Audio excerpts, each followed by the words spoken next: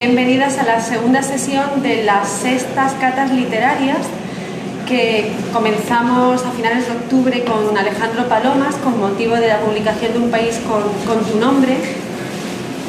Las catas literarias forman parte del programa Un otoño de cultura que organiza el distrito Cruz de Milladero del Ayuntamiento de Málaga. Y sabéis que es una actividad porque muchas de las personas que estáis aquí ya habéis participado de ella. Es una actividad que lo que hace es, a partir de la poética de algunas novelas o de algunos libros o de la poética de los autores y autoras que pasan por las catas, lo que hacemos es relacionarlo con la textura, por las catas de los vinos, la textura, el sabor, el color, el aroma. Y bueno, presentar a Marta Sanz es como, ¿no? Decir, ¿cómo se la presenta? ¿Lo ves? Alguien se ha caído y todo.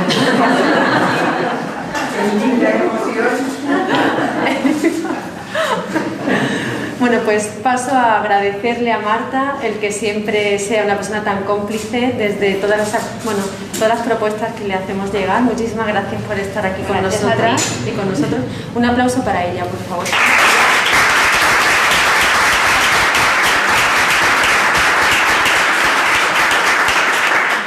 Ya nada puede salir mal, ya podemos irnos. Vamos así, ya, estupendo.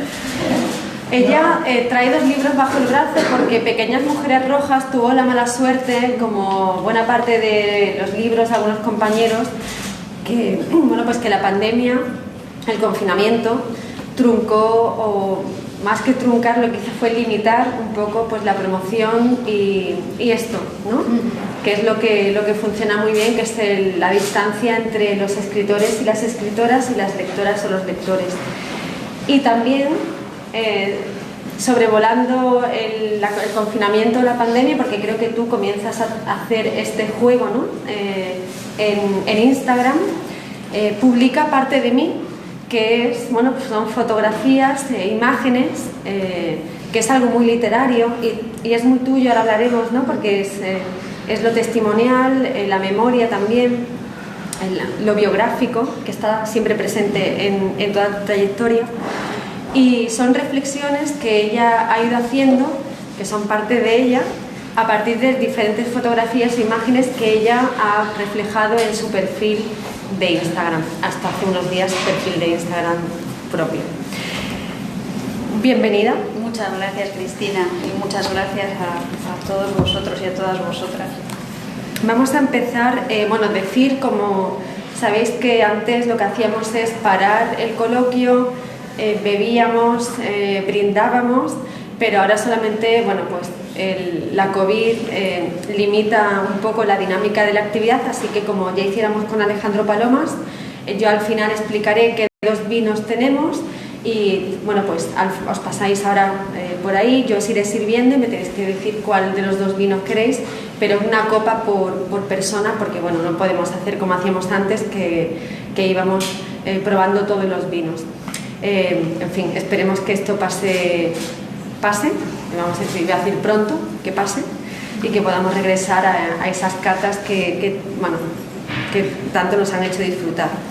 Vamos a empezar con Pequeñas mujeres rojas, con Arturo Zarco, que cierras un universo.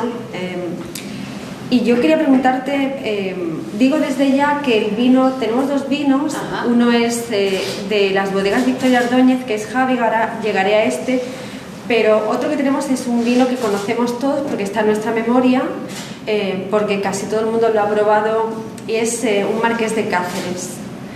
También para jugar un poco con la memoria, con aquello que es algo como muy seguro, ¿no? O sea, estaba pensando, ¿no? Mientras preparaba la cata, algo que no va a defraudar, ¿no? Y me dudaba entre empezar por preguntarte por esta cosa tan tuya de Pequeñas mujeres rojas cierra la trilogía, y todo el mundo habla de la novela, es una novela negra, una novela policíaca, detectivesca, policíaca, pero es una novela híbrida en realidad. Es decir, yo cuando la terminas, yo no sé exactamente si he leído una novela de género negro, ¿no? Venga, ya que te he lanzado esto, te pregunto y ahora volveré a Arturo Zarco. Bueno, vamos a ver. Efectivamente, Pequeñas Mujeres Rojas, aunque cierre la trilogía supuestamente policíaca, supuestamente negrocriminal, que comenzó con Black, Black, Black, continuó Un buen detective no se casa jamás y llega a su fin con Pequeñas Mujeres Rojas, aunque supuestamente sea un libro negrocriminal, yo creo que lo que es una novela con una pretensión, una ambición literaria, fundamentalmente, que lo que hace es utilizar distintos géneros para contar una historia. Entonces, entre esos géneros pues está el género negro. Es una novela que también trabaja mucho con los elementos del género de terror. Es una novela política. Es una novela que tiene también componentes de novela histórica. Es una novela también muy condicionada por cierto tipo de pintura que de alguna manera se está viendo en las estampas a lo largo de todos los capítulos. Entonces, yo creo que es un texto muy representativo de lo que yo hago muchas veces, que es hibridar distintos códigos genéricos para contar la historia que tú quieres contar más allá de los límites y de la ortodoxia que te impone ceñirte a un género en particular. A mí me gusta mucho usar los géneros para romperlos. Y eso que puede hacer gracia, también está revelando, yo creo, una posición respecto a la literatura y una posición respecto al mundo y la realidad en la que vivo. O sea que creo que las decisiones formales, las decisiones estilísticas que se toman en una novela como Pequeñas Mujeres Rojas no tienen solo que ver con la manera, no tienen solamente que ver con lo bonito, lo ornamental. Las decisiones estilísticas están significando algo desde el punto de vista ético, desde el punto de vista social, desde el punto de vista del compromiso, en este caso de la escritora, con su tiempo. Ya que me voy a saltar, entonces, estabas diciendo que efectivamente esa decisión formal guarda relación con, bueno, trasciende lo estilístico, ¿no? E incluso refuerza también lo argumental, refuerza el queijo, ¿no? Eso es. Y te quería preguntar, porque gracias a esa hibridación que haces, a esa cosa de buscar el margen, ¿no? Que al final es donde siempre está lo más interesante, ¿no? Hay dos cuestiones muy interesantes en Pequeñas Mujeres Rojas, en realidad está en todo lo tuyo, ¿no? Pero como estamos con estos dos libros, que es fijarte siempre o narrar de manera que busques aquello que es muy íntimo, que es donde somos vulnerables. Ahora te preguntaré por Paula Quiñones, ¿no? Por el tema, pero siempre narras o buscas, digamos, poner el foco de atención en aquello que es pequeño y donde, insisto, está la vulnerabilidad, ¿no? Desde la vulnerabilidad social, ¿no?, a la individual. Y después también esta cosa también del retrato social del momento. Es un alegato es un alegato a favor de la verdad, ¿no?, del concepto de verdad, que ahora llegaremos. Pero te quería preguntar primero por este tema tan interesante de cómo se logra fijar la mirada, primero tú como escritora, en ese ejercicio de lo vulnerable, y después llevarlo, trasladarlo a través de la narración a hacerlo carne, ¿no? Bueno, tú lo has contado ya también, que no sé muy bien si yo puedo añadir algo más a lo que ha comentado Cristina, pero sí que es verdad que en mi intención como escritora está eso, a partir de enfocando lo pequeño, enfocando las cosas más cotidianas, enfocando las cosas que a menudo nos parecen intrascendentes, pues un poco expresar la idea de que lo personal es político, de que a través de las pequeñas historias, de los pequeños detalles, de las cosas, de los fragmentos minúsculos de nuestra vida interior, estamos hablando de las grandes esquirlas del sistema en el que vivimos. Entonces, la vulnerabilidad, la fragilidad de cada ser humano en particular y de colectivos especialmente frágiles, a mí me ha interesado desde que empecé a escribir esta novela, que es negra, pero no es negra. Por ejemplo, En Black, Black, Black yo recuerdo que en la comunidad de vecinos en la que empieza a investigar Arturo Zarco había un conglomerado, había una fauna humana, por llamarla de alguna manera, en la que estaban representadas pues, las personas más vulnerables con las que podemos convivir. Había pues ancianos que vivían solos en sus casas y no eran visitados por la familia ni por nadie y estaban a la merced eran vulnerables, perdón, bueno, mi garganta también es vulnerable frente a los especuladores que les querían comprar las casas. Había niños no muy bien tratados por sus madres, porque sus madres al mismo tiempo eran mujeres muy vulnerables, muy maltratadas por la vida, el doble esfuerzo, el doble trabajo, la casa, el sentimiento de fatiga y cansancio permanente. Había inmigrantes. Entonces, para mí es muy importante eso, reflejar en las novelas esas vulnerabilidades y al mismo tiempo desde una perspectiva autobiográfica contar cómo las cosas que te están pasando a ti, las cosas que le pasan a tu cuerpo, tus carrasperas, tus clavículas, tus dolores de cabeza, tus enfermedades fantásticas o tus enfermedades verdaderas, pues son un reflejo de lo que nos está pasando a todos. A mí la autobiografía me interesa en la literatura en tanto en cuanto no construye seres excepcionales ni ejemplares, sino en tanto en cuanto lo que hace es acercarte al resto de las personas. Yo creo que escribir textos con un pozo, con una base autobiográfico, es ligarte a la comunidad en la que vives. Y entonces, claro, eso cristaliza otra vez en decisiones que tienen que ver con la literatura. Voy a leer el arranque. Dices, con nuestros tirachinas, lea despacio. Nosotros éramos oriundos y también éramos de otra parte. Somos los niños perdidos y las mujeres muertas. Dios no existe, damos fe de ello. Y nosotros aquí andamos siempre sonrientes. Sabemos un montón de cosas. Sabemos que los recuerdos de Paula no pertenecen a este lugar. ¿Por qué llega entonces a este pueblucho para ocuparse de las tareas sucias, desenterrar los huesos muertos? Hablamos metafóricamente. Reavivar los odios de una fogata en la que nos quemamos para regenerarnos de noche y al siguiente día volver a arder. ¿Por qué viene Paula a profundizar desde un átomo, en la fosa, ensanchándola para después desinfectarla con cal viva como una jardinera que solo cultiva crisantemos o una limpiadora por horas? ¿Por qué quiere ponerle nombre a los despojos? ¿Quiere Paula purgar sus incógnitas culpas como los que cebaban al cerdo de San Antón y después lo embuchaban sin lavarse las manos? ¿Está aburrida? ¿Cuál es el país de Paula? Y me voy a quedar con esta última pregunta. ¿Cuál es el país de Paula? Hombre, el país de Paula es nuestro país. El país de Paula es España, y la novela se desarrolla en algo que podríamos llamar un territorio mítico, un espacio mítico, que es un pueblo probablemente localizado en la meseta norte, pero que también podría ser un pueblo de Andalucía perfectamente, que se llama Azafrán, pero que recibe el sobrenombre de Azufrón porque es una verdadera boca del infierno.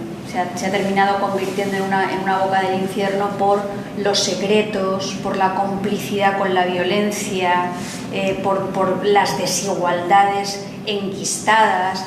Entonces, Azufrón, pues es una muestra de eso que ahora se llaman, ¿cómo decir?, los discursos del odio llevados a un extremo muy exagerado, porque cuando yo me pongo a escribir Pequeñas mujeres rojas en tiempos prepandémicos, yo en realidad lo que estoy muy preocupada como ciudadana es por ese renacimiento de los discursos del odio, es por esa ideología retrógrada, esos pasos hacia atrás que yo creo que estamos empezando a dar a una velocidad bastante vertiginosa y preocupante. Entonces, Azufrón es un lugar de España que esto es maravilloso, de España que no es ninguno en particular, pero que podría ser cualquiera. En realidad, porque esto es muy importante, claro, hablamos de España, pero podría ser cualquier territorio en el que la memoria se ha cerrado en falso. Es decir, la memoria no ha cicatrizado, la memoria no se ha curado, la herida sigue abierta. Yo creo que España es un país que sigue con las heridas abiertas, porque todavía hay muchas personas que no saben dónde están sus familiares muertos. Y eso no tiene nada que ver con la venganza. Eso no tiene nada que ver con que tú no quieras en tu país la conciliación, la democracia y el bienestar. Eso tiene que ver con que todos tenemos derecho a saber dónde están nuestros difuntos y poderles llorar, ¿no? Entonces es un poco eso está en la semilla de pequeñas mujeres rojas. Ahora que dices esto, y voy a saltarme la escaleta, o sea, el guión. Anteayer, hoy es jueves 2, David Trueba escribía en El País un artículo precisamente sobre la memoria, ¿no? y el peso, el ejercicio de la memoria en nuestro país y la memoria democrática por otro lado, ¿no? Lo que debería ser la memoria democrática y cómo vivimos en un país en el que se sigue conmemorando la muerte de un dictador, celebrándole, ¿no? Pues misas, 25 misas, ella concretamente dijo que en la última conmemoración fueron 25 misas que se celebraron solicitadas, ¿no? por no sé, con Félix, que no sé, perdonadme el vocabulario, pero es que no domino en absoluto la terminología eclesiástica. Y estamos ahí, seguimos ahí, parece que cuando pues testimonios como los que literarios, relatos literarios o relatos personales, la memoria parece que no podemos debatir sobre ella, porque cuando lo pones en el centro del discurso, rápidamente tienes que poner una posición ideológica, cuando en realidad se trata de una cuestión de justicia y de memoria democrática.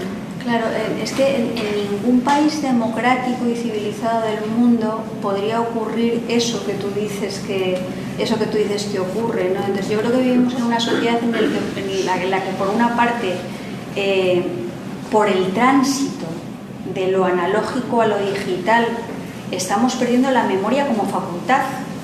Fijaos que ya para cualquier cosa, ¿cómo se llamaba ese actor? ¿Cómo se llamaba ese actor? Y en lugar de hacer el esfuerzo de pensar cómo se llama ese actor, Google, Marlon Brando. Estamos perdiendo la memoria como facultad, estamos olvidando las tablas de multiplicar, y eso a su vez está asociado a la posibilidad no solamente de que la memoria sea mala, sino que desde el punto de vista histórico, social, político, literario, cultural, se practique lo que yo he llamado la memoria mala, la memoria torticera, la memoria tergiversada, el relato de la historia que se da la vuelta para contarte la realidad de una manera que es ficticia y mítica. Y ahí vuelvo, pues yo qué sé, a las declaraciones que hizo, por ejemplo, Ortega Smith diciendo que las 13 rosas violaban y mataban. O yo qué sé, a los discursos de Abascal en el Congreso de los Diputados diciendo que este es el peor gobierno que ha tenido nuestro país en los últimos 80 años. ¿Perdón? Joder. No, quiero decir, se le ha olvidado que hubo una dictadura, están blanqueando, ¿no? Entonces estamos jugando con nuestra degradación, o sea, el Alzheimer, estamos construyendo una especie de Alzheimer social y cultural y político que nos impide llegar a ser un país, diría que normal, con calidad democrática verdadera, ¿no? Entonces, insisto, cuando la gente reivindica verdad, justicia, reparación, hay que insistir mucho en esto. La gente que pide verdad, justicia, reparación, no pide venganza. Quiere que se pueda hablar de estos asuntos con absoluta naturalidad para que podamos seguir todos y todas adelante, y no vivamos en ambientes enrarecidos, hostiles, y demos pasos atrás en las conquistas democráticas de las últimas 4 décadas. hablabas ahora de verdad, de justicia, de reparación. La verdad también es otra pieza fundamental de Pequeñas Mujeres Rojas, ¿no? Y otro que lo hablábamos antes en la comida, ¿no? Que hablábamos sobre el problema que tenemos con el ejercicio de la mediocridad, ¿no?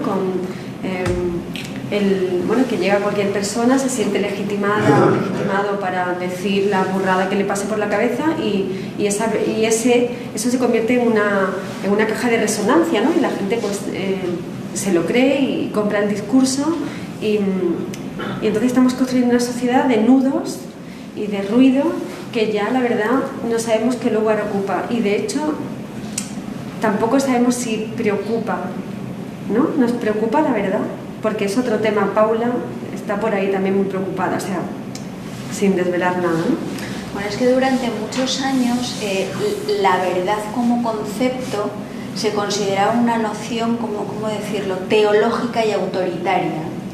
No se podía aspirar a la verdad, porque la verdad siempre es relativa, porque la gente siempre habla de mi verdad, porque siempre es algo subjetivo. Entonces hay un filósofo francés que a mí me interesa mucho, que se llama Alain Badiou, que él lo que hace es reivindicar la necesidad de la verdad como horizonte de la palabra histórica, como horizonte de la filosofía, como horizonte de la ciencia, no relativizar, para que no todos los discursos puedan ser puestos al mismo nivel de una manera absolutamente demagógica y para que una presidenta de una comunidad no pueda salir diciendo que la libertad es hacer lo que uno le dé la gana. O sea, quiero decir, estamos en un momento muy peligroso porque estamos en un momento en el que la cultura está absolutamente desprestigiada y cualquiera puede salir diciendo lo que le dé la gana y pensar que esa palabra es igual que legítima en un ámbito determinado que otras palabras. No es así. Tú no puedes decir que la libertad es hacer lo que te dé la gana desvinculándola, por ejemplo, de la igualdad y de la fraternidad. ¿Cómo van los profesores y las profesoras de instituto a dar clase al día siguiente cuando la presidenta de su comunidad está diciendo que la libertad es hacer lo que te dé la gana?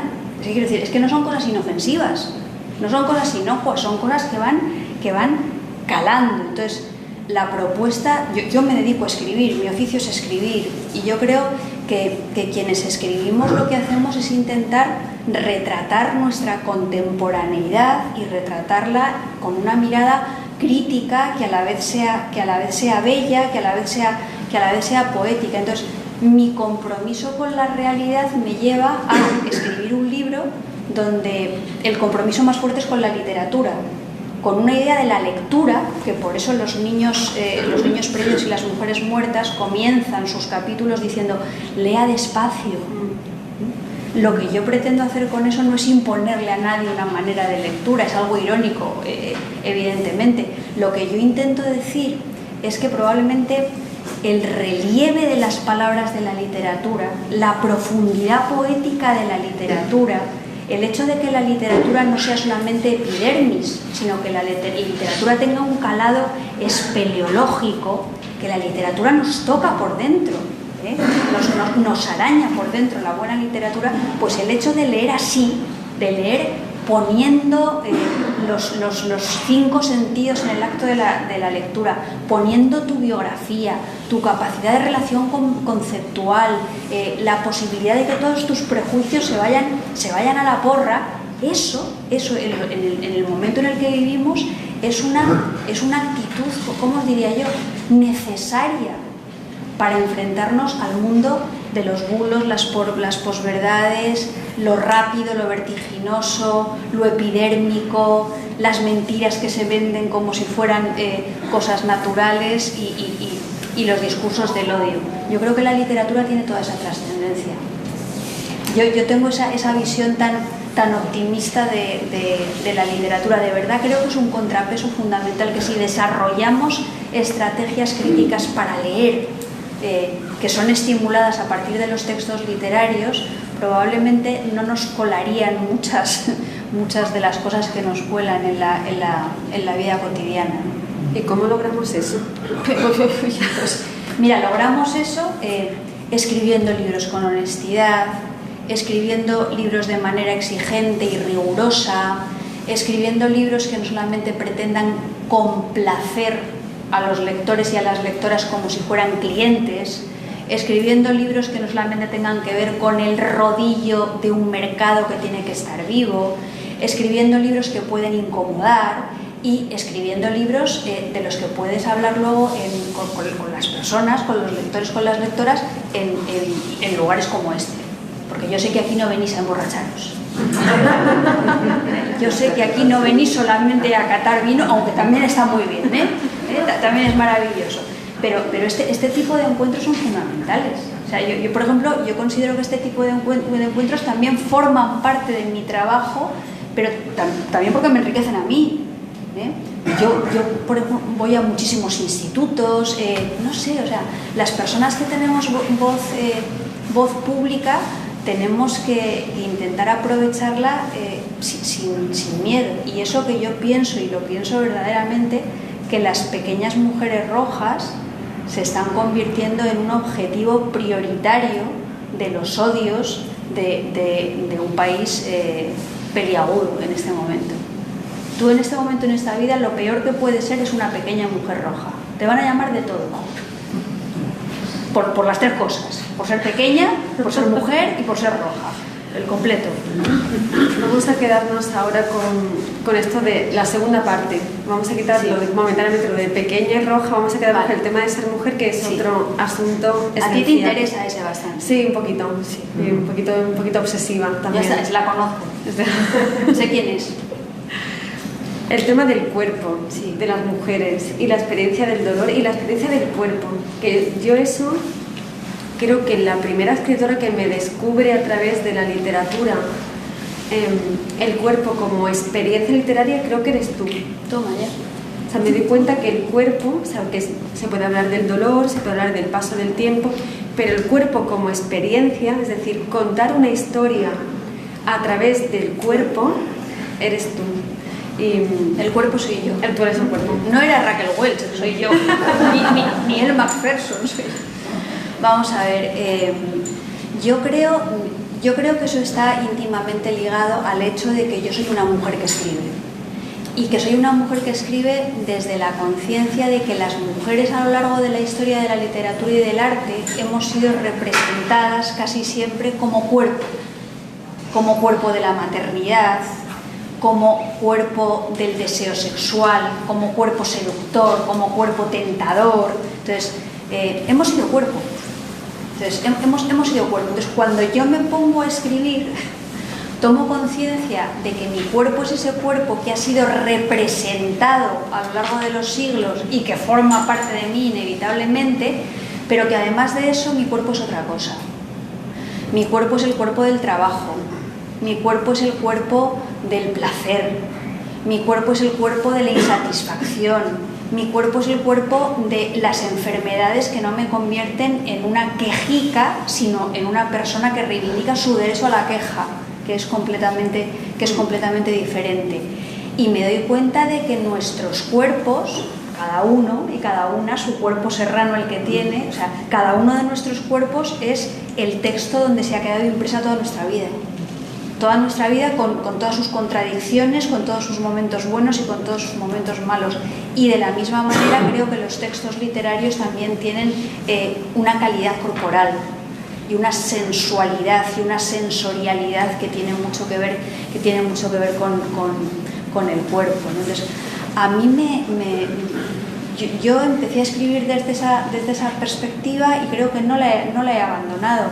Y me sale cuando escribo textos autobiográficos y me sale también cuando escribo ficciones en las que en realidad yo creo que esas máscaras lo que no son otra cosa más que un reflejo de la mujer que soy y del cuerpo que tengo.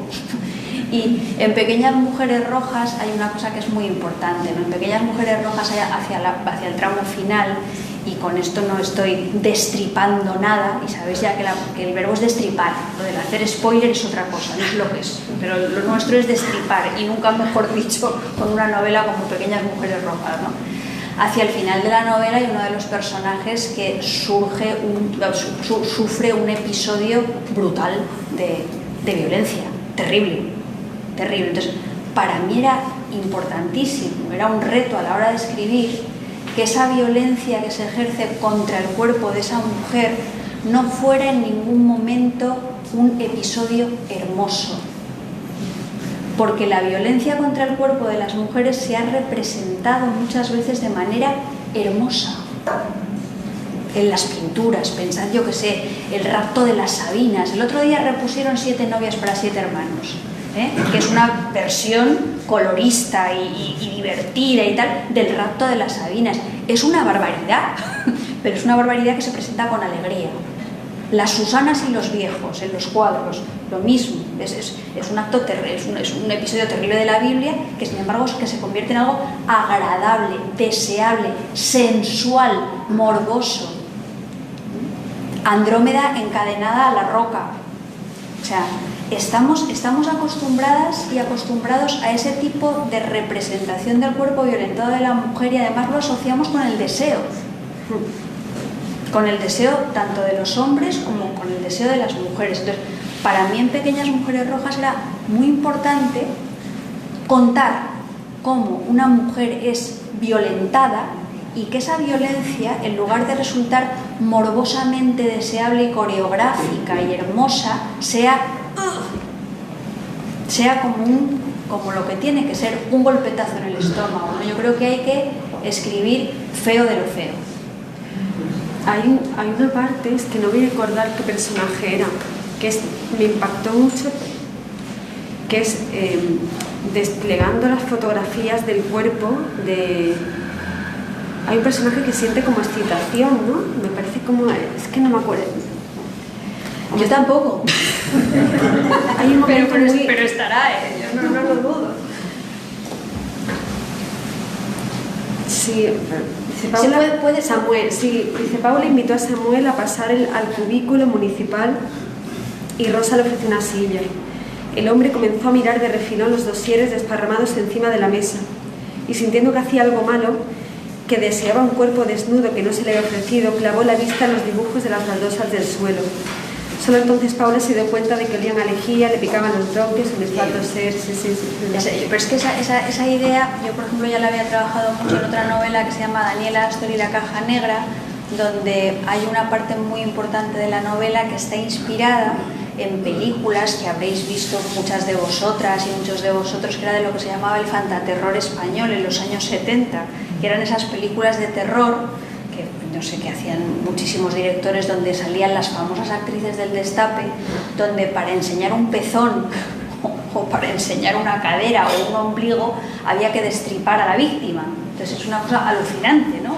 O yo qué sé, o las películas de Dario Argento, el director italiano, hay una que yo recuerdo muy especialmente que es Suspiria, donde unos actos de violencia completamente salvaje contra mujeres degolladas, una cosa tremenda, se convertían en un espectáculo, eso como en una coreografía bellísima, ¿no? Entonces esto es algo que a mí me lleva dando que pensar desde que soy bastante pequeña, o sea, realmente, ¿no? Y como mi trabajo es pues yo sigo reflexionando sobre eso en los libros que escribo.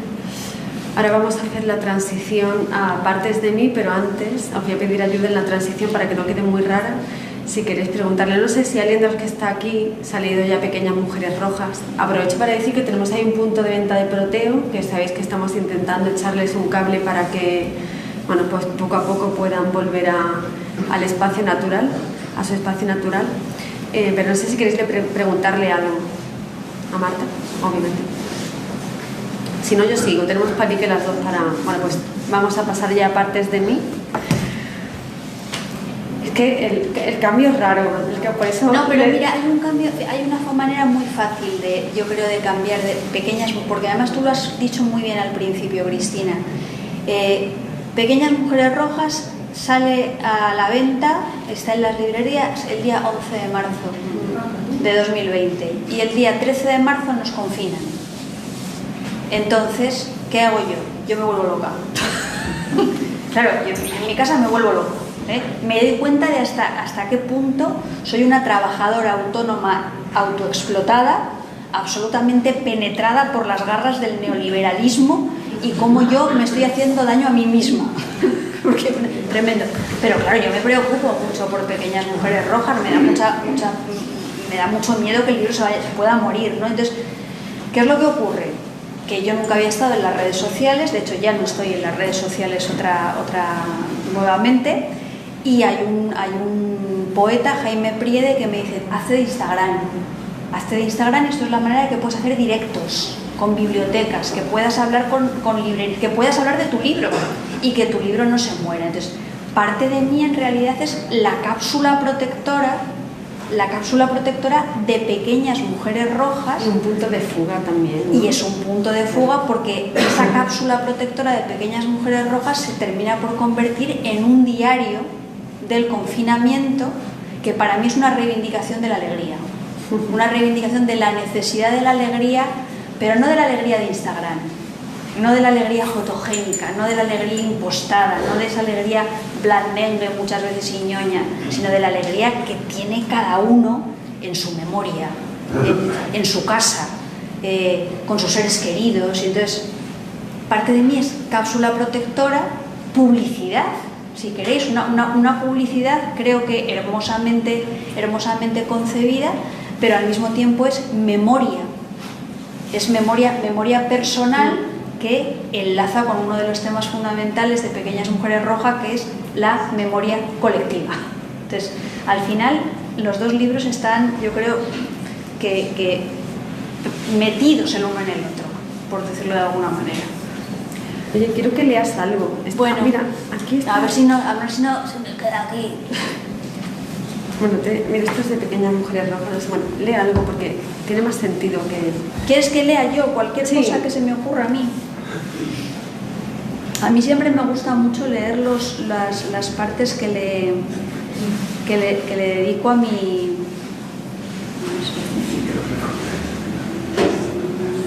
Mira, este es un capítulo donde... Un capítulo no, una historia o como se llame, que es muy representativa de cómo Pequeñas Mujeres Rojas y parte de mí están enlazados. Fijaos, la imagen es una foto de la librería, de la estantería de mi casa. Entonces la estantería de mi casa tiene una peculiaridad, seguramente se parecerá a muchas estanterías de vuestras casas, y es que además de los libros yo tengo fotos familiares. Y además de tener fotos familiares, como soy un poquito cinéfila, no sé si la palabra es fea, pero sí soy un poquito cinéfila, pues también tengo fotos de actores y de actrices de distintas películas. Entonces me di cuenta de que en la D de José Donoso, además de estar José Donoso y no sé quién más aquí porque no lo veo, porque estoy ya mayor y no veo, pues además de José Donoso están Brigitte Bardot y Alain Delon y mis abuelos. Y entonces el 29 de julio, que por cierto es mi santo, yo escribo: hoy es mi santo, y mi abuela Juanita y mi abuelo Ramón posan el día de su boda al lado de Brigitte Bardot y Alain Delon. En mi estantería, escoltados por José Donoso, todos son cultura popular. Mi abuelo tenía 36 años cuando se casó y ya había vivido lo suyo, especialmente con una tal Ana Mari, de la que sabemos muy poco. Mi abuelo era melómano y mecánico, dos esdrújulos sin incompatibilidad. Escribía novelas y diarios sobre cuyas páginas pegaba fotos de chicas guapas. Le gustaban los mejillones al vapor y yo creo que es una de las personas que más me ha querido en el mundo. Cuando se casó, mi abuela tenía 15 años menos que su marido. Era hija de rojos, ateos, pero celebramos siempre con toda nuestra pompa y boato las noches de San Juan, porque somos una familia de festejarlo todo. Mi abuela me enseñó a celebrar mi santo. Santa Marta tiene tren, pero no tiene tranvía. Si no fuera por las olas, caramba, Santa Marta moriría. Caramba. Nunca entendí por qué debía morir en el centro de una canción tan dicharachera. Las hermanas de mi abuela eran listas e imaginativas. A una su marido no consiguió domarla ni rompiéndole una pierna. La otra bailaba, pintaba, enseñó muchas cosas a mi padre, era una loca excelente y una original. También celebraba su santo, pese a ser atea. Nos preparaba bacalao con tomate. Durante mi adolescencia celebré mi santo en la vila. Bebíamos nardos y nos asomábamos a los puentes. Eran noches salvajes que parecía que no se iban a terminar nunca. Había sorpresa, amor y peligro. Nunca sabíamos cómo íbamos a volver a casa. Mi abuela, mis tías, Santa Marta, caramba, aquellos nardos alcohólicos y el abismo son parte de mí. Entonces, es verdad que, por ejemplo, esas tías abuelas que yo recuerdo, mi tía Pili, mi tía Marisol, las hermanas de mi abuela Juanita, que para mí era la pequeña mujer roja por excelencia, bueno, pues mis tías abuelas podían haber sido cualquiera de las dos uno de los personajes centrales de Pequeñas Mujeres Rojas, que es la Tortolica, que es el que va buscando además, claro, que es el personaje que aparece en la historia central de la novela. Entonces, los dos libros se van retroalimentando, porque si yo escribo esto, lo escribo porque estoy dentro de mi casa, porque estoy confinada, porque los objetos domésticos adquieren una dimensión, esas cosas pequeñas, completamente distintas. Sí, y lo coral, ¿no? Porque lo coral, claro.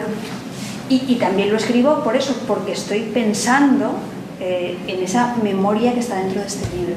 Entonces, es una manera de funcionar la cabeza, que yo no sé cómo nos funcionaba en pandemia, pero nos funcionó. Porque yo, por otra parte, en pandemia tuve la cabeza, en confinamiento tuve la cabeza muy perdida. No sé vosotras y vosotros, pero yo estaba unos días aquí, otros días acá, y todavía no me he recuperado. Bueno, lo hablamos antes, pero estamos todos un poco así, ¿eh? Estamos todos un poco así de la cabeza. ¿Tenéis hora? Que el móvil está... 9:25. Bueno, pues, si os parece, vamos a pasar ya a la parte alcohólica de la actividad. Bueno, mientras voy a explicar ahora la vinculación de Pequeñas Mujeres Rojas y Parte de mí con los dos vinos que tenemos.